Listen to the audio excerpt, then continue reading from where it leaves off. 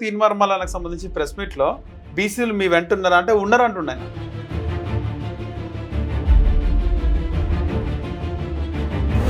ఎవరున్నారు బీసీలు ఆయన అనమాట రమ్మని మరి ఎక్కడ బీసీ మాట్లాడలేదు. కనీసం ఆయన కాంగ్రెస్ పార్టీ సస్పెండ్ చేస్తే ఏ కాంగ్రెస్ కార్యకర్త అని చెప్పి ఎవడైనా మాట్లాడినా సానుభూతి కూడా వ్యక్తం చేయాలి. ఇది ఎట్లుండదంటే ఆయన ఆలోచన ఎట్లుందంటే ఇప్పుడు ఎడ్ల బండి పోతాడంటే బండి కింద కుక్క పోతుంటుంది. కుక్క పోకుండా అది ఏమనుకుంటుందంటే ఈ బండి బరువు మొత్తం నేనే లాగుతున్నా అని ఆలోచిస్తారు. తీన్మార్ మల్లన్న కుక్క సీఎం బీసీ రాజ్యాధికారం అనే నినాదం బయటికి ఎందుకు వచ్చింది అట్లా?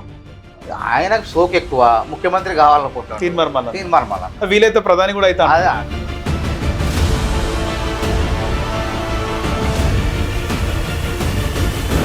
బీసీ ఉద్యమంలో నువ్వు ఎక్కడున్నావు? మల్లన్న పాపం ఆయన ఏదో ఏదేదో ఊహించుకొని పాపం అతి చేసుకొని ఆయన కూర్చున్న కొమ్మను నరుక్కోండి. ఆ కొమ్మ మీద కూర్చుంటే చక్కగా కాంగ్రెస్ పార్టీ భవిష్యత్తులో ఆయనకు అవకాశాలు కోల్పోయింది.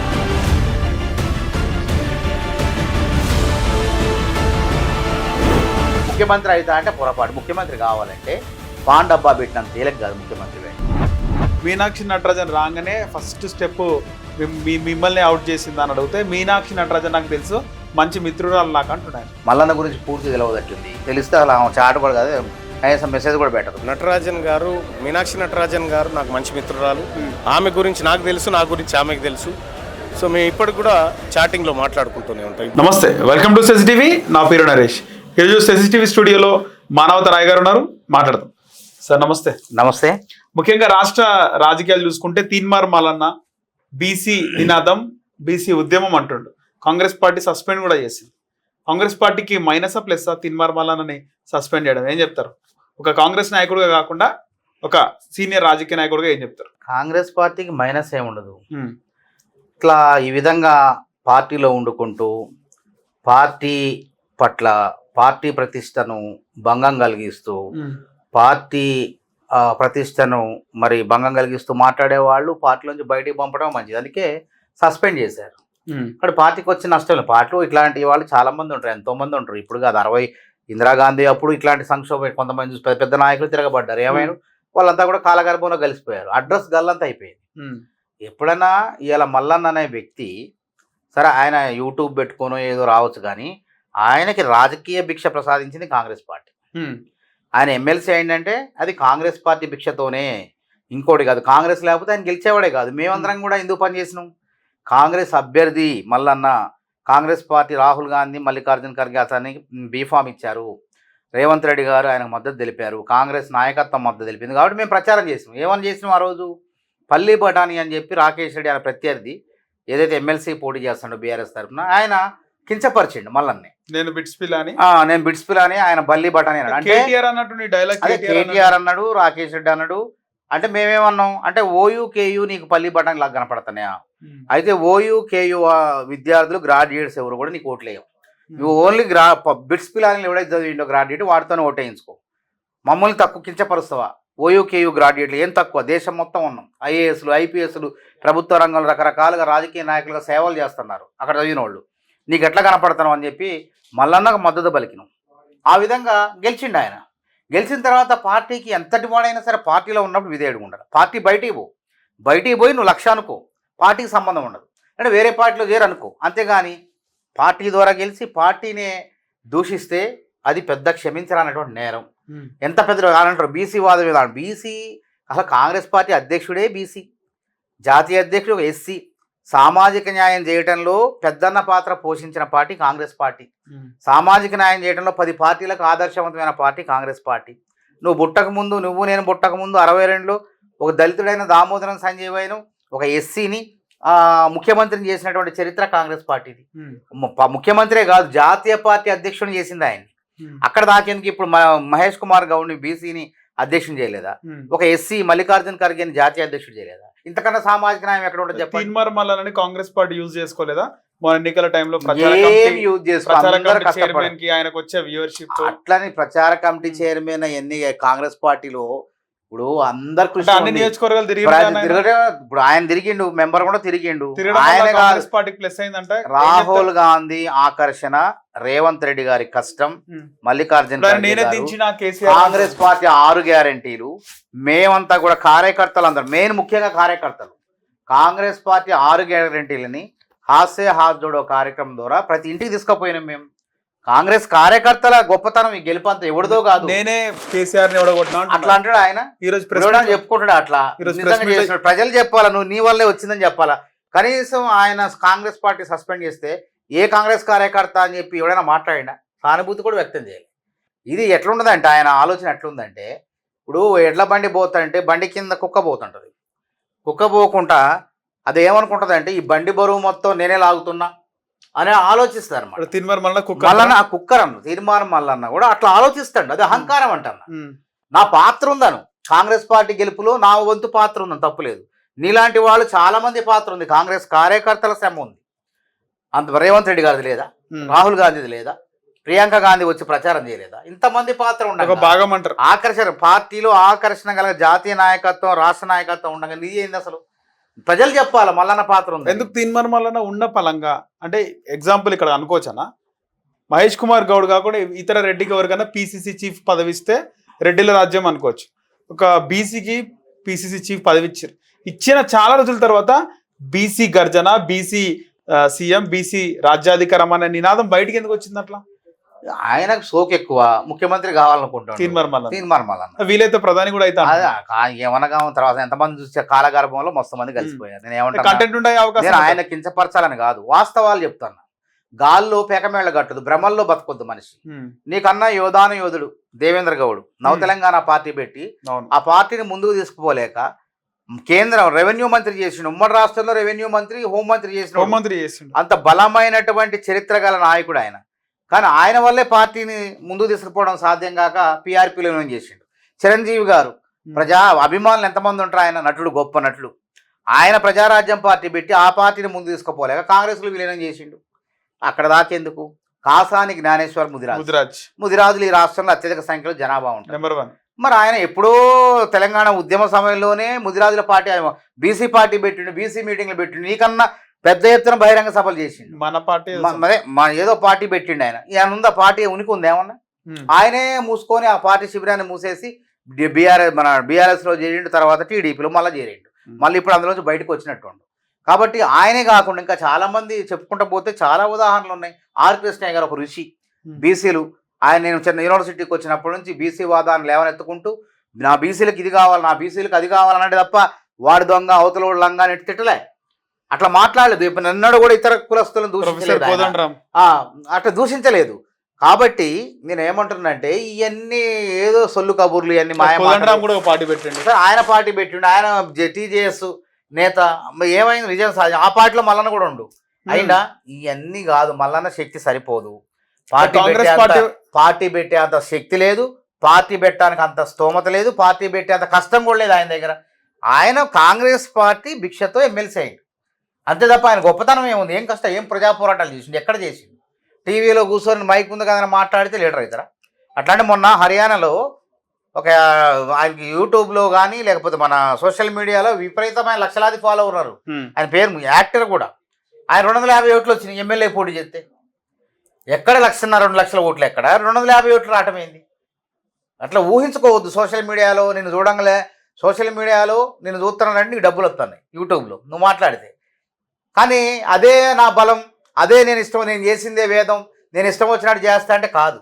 నీకు చేతగా నువ్వు 2014లో కాంగ్రెస్ ఎమ్మెల్సీ తరఫున పోటీ చేస్తే ఓడిపోయాను. అప్పుడు కాంగ్రెస్ పార్టీ అప్పుడే మొదటిసారి గ్రాడ్యుయేట్స్ తరఫున పోటీ చేయటం, అప్పుడు ప్రయత్నం అక్కడ నుంచి స్టార్ట్. అంతకుముందు పోటీ చేసేది లేదు కాంగ్రెస్ పార్టీ ఎప్పుడు కూడా. ఇట్లాంటి పట్టభద్రులు కానీ లేకపోతే టీచరు ఎన్నికల్లో కానీ ఎప్పుడు కూడా మండల ఎన్నికల్లో పోటీ చేయలేదు. ఎందుకు? అప్పుడు చేసేది కాదు. అప్పుడు ఎప్పుడు కూడా అధికారంలో ఉంది కదా, అధికార పార్టీ దాని ప్రతిపక్షాలకు వదిలిపెట్టేసి. ప్రతిపక్ష పార్టీలు, కమ్యూనిస్ట్ పార్టీలు, కమ్యూనిస్ట్ పార్టీలు వాటిని ఎక్కువ గెలుచుకున్నాయి. కాంగ్రెస్ పార్టీ అందులో పోటీ కూడా పెట్టేది కాదు.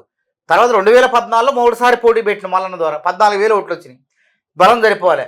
రెండోసారి కాంగ్రెస్ పార్టీ రాముల నాయకుని పెట్టింది, 35,000 40,000 ఓట్లు వచ్చినాయి. మల్లన్నకి 2వ స్థానంలో వచ్చిండు. అంతకుముందు గతంలో చేసిండు, వర్క్ చేసిండు ఆయన.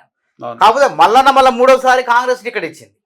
కాంగ్రెస్ బీఫామ్ మీద గెలిచిండు మేమందరం పని చేసినాం. కాబట్టి మల్లన్న గారు ఆకాశంలో విహరిస్తున్నారు. మరి భూమి మీద ఒక హెలికాప్టర్లో ప్రయాణించడంలోనే మొత్తం ఈ ఆకాశంలో ఉండడం అనుకుంటే పొరపాటు. భూమి మీదకి రండి, అది కూడా అంటున్నాను వాస్తవాలు. హెలికాప్టర్ లో ప్రయాణించడం కూడా నాకు ఇష్టం లేకుంటే భయం వేసింది.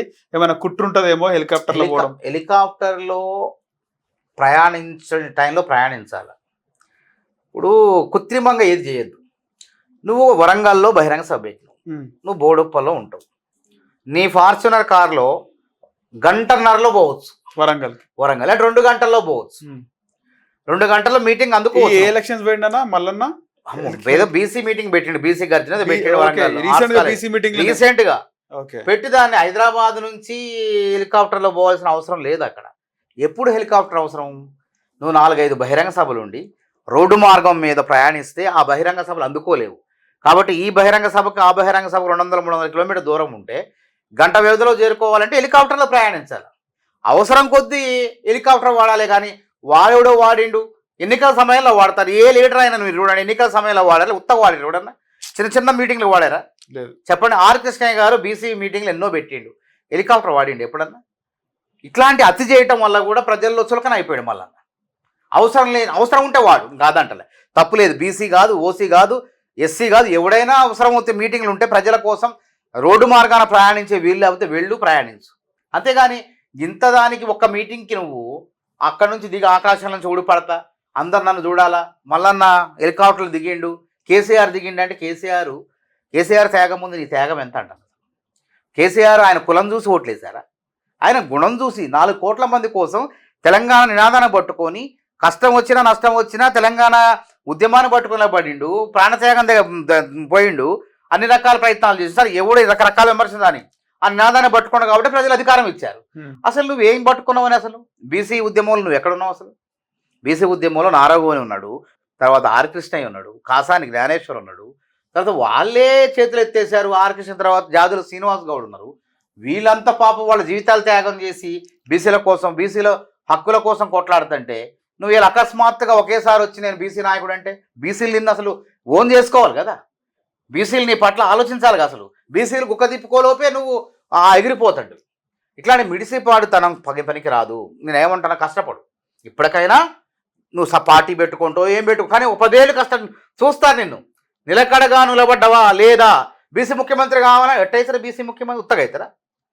ఇలా ఉత్తరప్రదేశ్లో మాయావతి ఒక కులపునాదుల మీద పుట్టిన పార్టీకే దిక్కులేదు. మాయావతి పార్టీ అడ్రస్ లేదు. అదే ముఖంతో కూడా అత్యధికంగా ఉన్నారు యూపీలో ఉన్నారు. ఏమైంది? అడ్రస్ ఉందా? ఇలా ఆర్ఎస్ ప్రవీణ్ కుమార్ అనే వ్యక్తి అదే పార్టీ ముసుగేసుకొచ్చాడు, కూర్చున్నాడు. ఏమైంది? ఆయనే ఓడిపోయిండు. అందుకే అంబేద్కర్ ఎప్పుడు ఒక మాట అంటాడు, కులపునాదుల మీద ఒక నీతిని కానీ ఒక జాతిని కానీ నిర్మించలేము అని చెప్పి ఆయన స్పష్టంగా చెప్తాడు, రాస్తాడు ఆయన అంబేద్కర్. మరి ఆ మాత్రం ఇంగిత జ్ఞానం లేదు. కులపునాదుల మీద అంటే కులాలకు న్యాయం చేయాలి. రాహుల్ గాంధీ చెప్పింది ఏంది? కులాల్లో చాలా వెనకబడిన వాళ్ళు ఉన్నారు, వాళ్ళని రాజ్యాధికారం తీసుకురావాలి, వాళ్ళని ఆర్థికంగా ఆదుకోవాలి, వాళ్ళకి సంక్షేమ పథకాలు జరగాలంటే కులగణన జరగాలంటే కానీ కులాలతో రాజ్య పార్టీలు పెట్టాలనేగా అంబేద్కర్ సిద్ధాంతాన్ని అమలు చేస్తాడు కదా. కాబట్టి మల్లన్న కానీ ఎవరైనా ఊహించుకోవటం పొరపాటు. ఊహించుకోవద్దు. ఎవరికి వాళ్ళని ఎక్కువ ఊహించుకుంటే ఇంతే ప్రమాదం అయింది. ఇప్పుడు ఏమైంది? చక్కగా కాంగ్రెస్ పార్టీలో ఉంటే మల్లన్న ఒక 4 ఏళ్లకో 5 ఏళ్లకో 10 ఏళ్లకో కాంగ్రెస్ పార్టీలో బీసీల నుంచి ఒక గొప్ప నాయకుడు అయ్యాడు, మంత్రి అవుతుండేనా? గొప్ప నాయకుడు. రేపు ఏదైనా కాంగ్రెస్ పార్టీలో ఏదైనా సాధ్యం. ఒక కార్యకర్తగా ప్రస్థానం పెడితే ఏదైనా కావచ్చు. ఇప్పుడు రోషయ్య గారు ఉన్నారు, ఎమ్మెల్సీగా ఆర్థిక మంత్రిగా కొనసాగిండు. చివరికి వచ్చేసరికి ముఖ్యమంత్రి కుర్చీ వచ్చి కూర్చొని ఆయన టైం ఎట్లా వస్తుందో చెప్పలేము. అందుకే నువ్వు ఉండాలి. గ్రౌండ్ లో ఉండి ఆట ఆడితే 6 కొడతావు, క్యాచ్ పడతావు, అవుట్ అవుతూ 4 కొడతావు. బీఆర్ఎస్ లో ఎట్లా చేస్తారు? బీఆర్ఎస్ లో సాధ్యం కాదు. బీఆర్ఎస్ లో కనీసం వర్కింగ్ ప్రెసిడెంట్ ఏమనండి బీసీకి, ఒక బీసీకి ఒక ఓసీకి ఏమనండి ఇస్తారా? సచ్చినంత కాలం కేసీఆర్ ఉంటే, అధికారం ఉంటే కేసీఆరే ముఖ్యమంత్రి, లేదంటే ఆయన కొడుకు, లేకుంటే ఆయన మనవడు హిమాంశు, ఇంకెవరో ఆయన ముని మనవడు. హరీష్ రావు కూడా కాలడు. ఆయన రక్తం ఆయన అంటే ఆయన వారసత్వం. మన ప్రాంతీయ డిఎంకే చూస్తాను కదా తమిళనాడులో ఏమవుతుంది. ఆడ డిఎం కరుణానిధి కొడుకు, ఇట్లా వాళ్ళే మనవడు, మనవడు రానే వచ్చిండు వారసత్వం. వేరే వాళ్ళకి అవకాశం ఎట్లుంటుంది? కాంగ్రెస్ పార్టీలో మహేష్ కుమార్ గౌడ్ బీసీసీ ప్రెసిడెంట్, రేవంత్ రెడ్డి ముఖ్యమంత్రి, బట్టి విక్రమార్క దళితుడు ఉప ముఖ్యమంత్రి. ఒక మంచి కూర్పు ఉంటుంది. అందరికీ రాజ్యాధికారం. పక్క రాష్ట్రంలో ముఖ్యమంత్రి కుర్మ బీసీ, మరి బీఆర్ఎస్లో సాధ్యమైందా? సాధ్యం కాదు. కాబట్టి మల్లన్న పాపం ఆయన ఏదేదో ఊహించుకొని పాపం అతి చేసుకొని ఆయన కూర్చున్న కొమ్మను నరుక్కున్నాడు. ఆ కొమ్మ మీద కూర్చుంటే చక్కగా కాంగ్రెస్ పార్టీ భవిష్యత్తులో ఆయనకు అవకాశాలు ఇచ్చింది. అవకాశాలు కోల్పోయింది దెబ్బకు.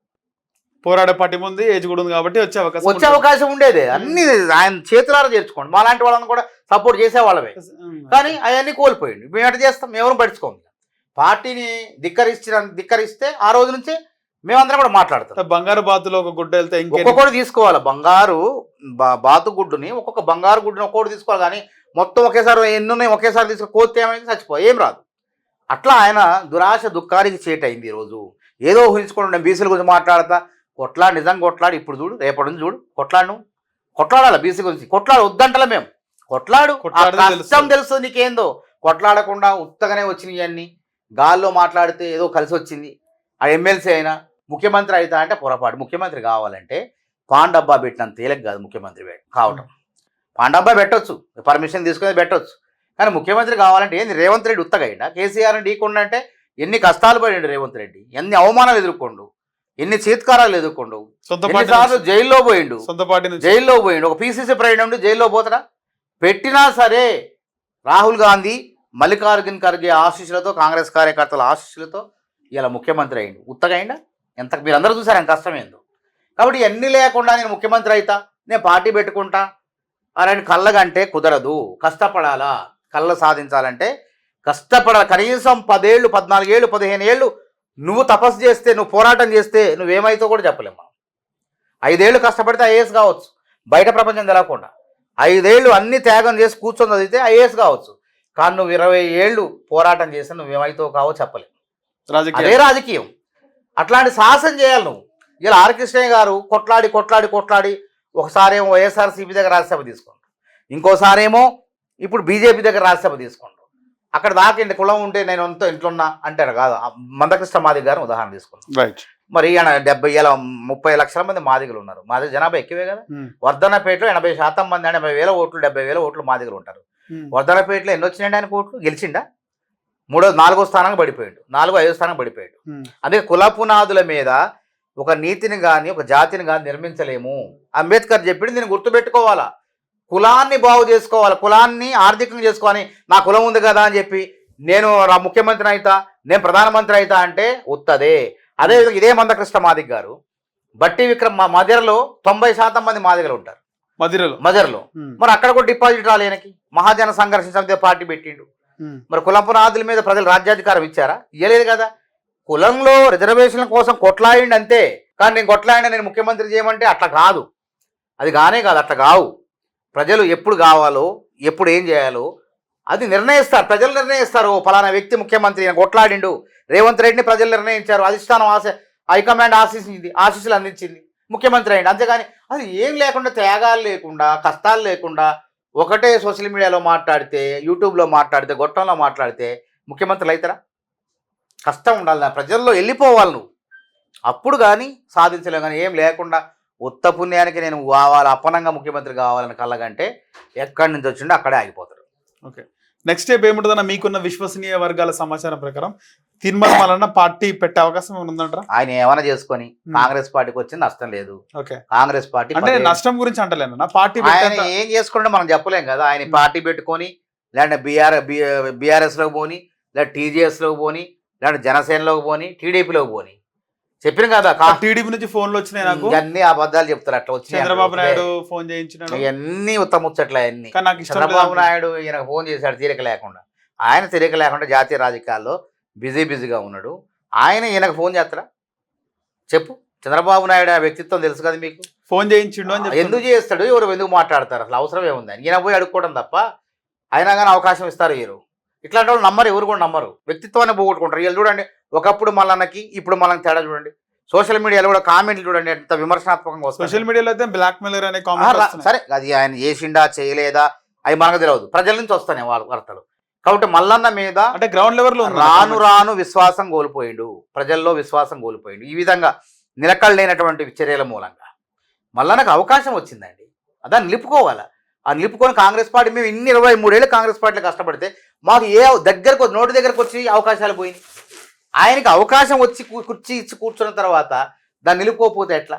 అంటే ఒక గేమ్ ఒక స్ట్రాటజీ ప్లే చేసిండు అన్న స్ట్రాటజీ లేదు, ఏం అంటే లేదు. బీసీ నినాదం తీసుకొని రేపు మంత్రివర్గం మంత్రి కోసం చేసిన అని కూడా ఇప్పుడు వినబడ్డది. కాంగ్రెస్ బీసీ ఈయన ఏం చేస్తారు అసలు? కాంగ్రెస్ పార్టీ 2014 పొన్నాల లక్ష్మయ్య గారికి బీసీని అధ్యక్షుడు చేసింది. ఆ తర్వాత అధికారంలోకి వచ్చినట్లయితే ఆ బీసీనే ముఖ్యమంత్రి, అధిష్టానం నిర్ణయిస్తుంది ఎవరిని ముఖ్యమంత్రి చేయాలని. ఇప్పుడు చాలా మంది పోటీ పడ్డారు. రైట్, మంత్రి గురించి అంటున్నా. ఏ మంత్రి? ఇక్కడ తీన్మార్ మల్లన్న ఒకవేళ మంత్రి పదవి కోసం ఇలాంటి స్ట్రాటజీ అర్హత ఉండాలి. ఆయన ఇన్ని స్ట్రాటజీలు పే చేసినా ఆడు నీకు అర్హత ఉందా లేదని హైకమాండ్ తూకం వేస్తుంది. ఈ మనిషి దేనికి సరిపోతారో దానికి వేస్తుంది. అంతేగాని ఎక్కువ గొంతెమ్మ కోరికలు కోరితే తెలియదా వాళ్ళకి నువ్వు ఎంత పార్టీ, ఏ పార్టీ ఘనా పార్టీవో, నువ్వు మంత్రి స్థాయివా కాదా, లేదా బంటువా లేక బంట్రోతువా, నువ్వు చెప్పరాసివా, ఏ ఉద్యోగం వేయాలో ఆ ఉద్యోగం ఇస్తుంది. అంతేగాని మంత్రి పదవిని ఎట్లా ఇస్తుంది ఆలోచన చేయండి. ఎంత బ్లాక్మెయిల్ చేసినా పార్టీ అట్లా మస్తు మంది జగన్మోహన్ రెడ్డి ఆగం చేసిన ఒప్పుకుందా కాబట్టి ఏమన్నా కానీ మేము చెప్పింది విను, లేకపోతే నీ ఇష్టం నువ్వు ఏమైనా చేసుకో అంతే. అంతేగాని కాంగ్రెస్ పార్టీ ఎట్టి పరిస్థితుల్లో ఇట్లాంటి వాళ్ళ విషయంలో రాజీ పడదు. పార్టీకి నష్టం వచ్చినా పర్వాలేదు, కాంగ్రెస్ పార్టీ సిద్ధాంతాల పట్ల వెనక్కి పోదు. తీన్మార్ మల్లన్నకు సంబంధించి ప్రెస్ మీట్ లో బీసీలు మీ వెంటున్నారా అంటే ఉన్నారు అంటున్నాయి. ఎవరున్నారు బీసీలు ఆయన అనమాట? రమ్మని మరి ఎక్కడ బీసీ మాట్లాడలేదే చెప్పమని. కాంగ్రెస్ పార్టీలో ఉన్న బీసీ మల్లన్నకు, కాంగ్రెస్ పార్టీలో ఉన్న మల్లన్నకు కాంగ్రెస్ పార్టీ బహిష్కరించిన తర్వాత తేడా తెలుస్తుంది, ఆయనకే తెలుస్తుంది తేడా. చెప్పిన కదా ఎవరిదంటారా ఫేస్ ఇక్కడ తీన్మార్ మల్లన్న కాకుండా ఈ బీసీ నినాదం బీసీ అట్లా రాజ్యం. నేను చెప్పిన బీసీ అనేది అట్లా కాదది. మనిషి కొట్లాడాలి ఫస్ట్. కేసీఆర్ తెలంగాణ కోసం కొట్లాడితే ఆయన కులం చూసి కాదు, కొట్లాడినటువంటి నైజాన్ని చూసి ఆయనకు అవకాశం ఇచ్చారు. కేసీఆర్ 10 ఏళ్ల పాలన చూసి విసుగుబుట్టి కేసీఆర్ని ఢీకొట్టే మొనగాడెవడు అంటే రేవంత్ రెడ్డి గారు వచ్చిండు. ఆ రేవంత్ రెడ్డి కొట్లాడే తీరుని చూసి ప్రజలు ఆకర్షితులయ్యారు. తర్వాత అధిష్టానం కూడా ఆయనకి ఆశీస్సులు అందించింది, కష్టపడిండు, ముఖ్యమంత్రికి అవకాశం ఇచ్చింది. అట్లా ఉండాలి కానీ కష్టపడకుండా ఏది రాదు.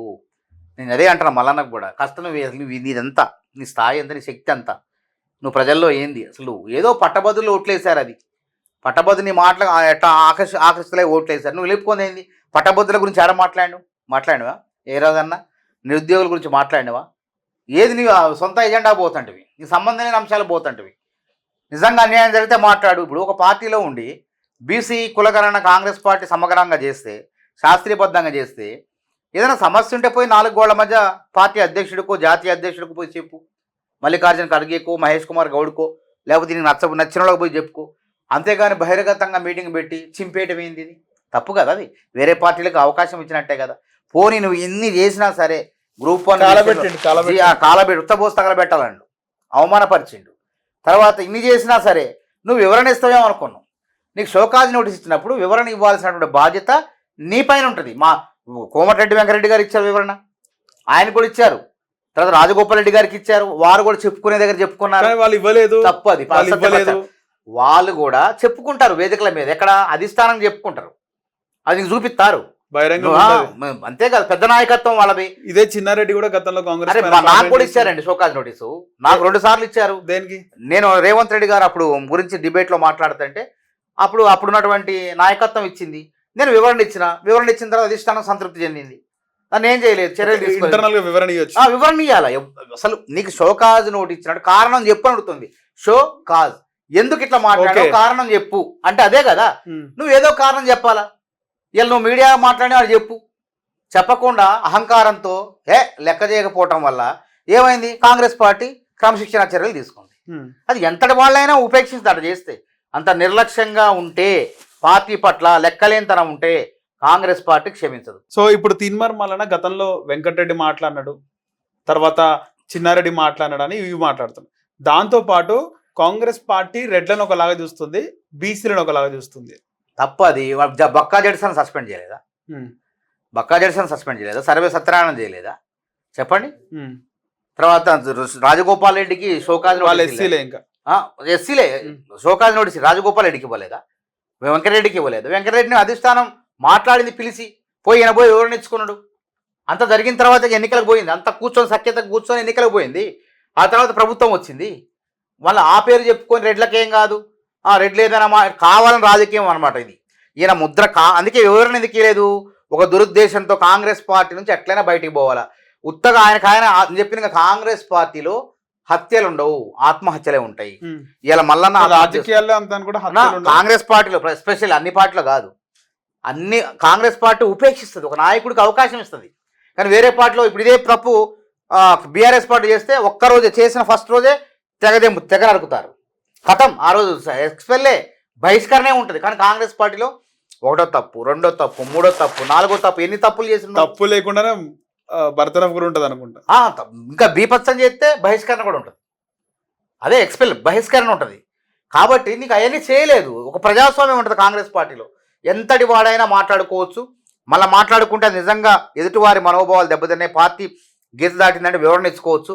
ఒకవేళ క్రమశిక్షణ చర్యలు తీసుకున్నా మళ్ళీ మరుసటి రోజు మరుసటి సంవత్సరము మళ్ళీ తీసుకునే అవకాశాలు కూడా ఉంటాయి. ఆ ప్రజాస్వామ్యం కాంగ్రెస్ పార్టీలో ఉంది, దాన్ని ఉపయోగించుకోవాలి. కావాలని దురుద్దేశంతో కాంగ్రెస్ పార్టీ నన్ను బహిష్కరించాలి అని ఇన్ని మాట్లాడినా బహిష్కరించట్లేదు.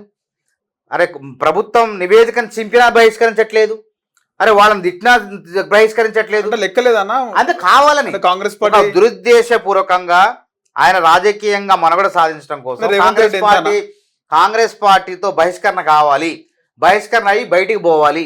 అందుకే ఫ్రేమ్ బట్టి చూడన్నా అంటే దాని వెనక ఏముంది, సస్పెన్షన్ చేసి ఈ కారణం నేను బీసీల గురించి మాట్లాడితే నన్ను సస్పెండ్ చేశారని బీసీల దగ్గర కృత్రిమ సానుభూతి పొందడం కోసం ఇవన్నీ డ్రామాలు, నాటకాలు. ఎందుకన్నా రేవంత్ రెడ్డి అంటే ఇంత చిన్న చూపు, తక్కువ అంచనా ఎందుకు అంటారు? ఎవరు? తిన్వారు మల్లన్నకి. రేవంత్ రెడ్డి స్థాయి మల్లన్నది ఇవన్నీ వదిలిపెట్టారు. రేవంత్ రెడ్డి ఎక్కడ, మల్లన్న ఎక్కడండి? రేవంత్ రెడ్డి ఒక అంచెలంచెలుగా ఒక గ్రామ స్థాయి నుంచి, జడ్పీటీసీ నుంచి, ఎమ్మెల్సీ నుంచి, అధికార పార్టీ కాంగ్రెస్ ఉంటే ప్రతిపక్ష ఎమ్మెల్సీ గెలిచి వచ్చిన దమ్మున్న నాయకుడు రేవంత్ రెడ్డి.